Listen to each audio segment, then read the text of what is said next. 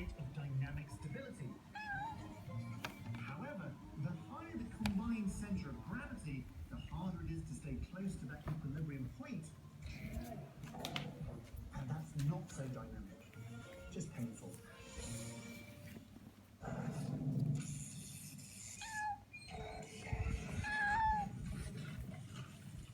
Inline skates, casterboards, hoverboards. All modern wheeled transport for the supposedly cool kids. But for me, the original is still the best. Yes, I like to kick it old school. It's just how I roll a skate. It's just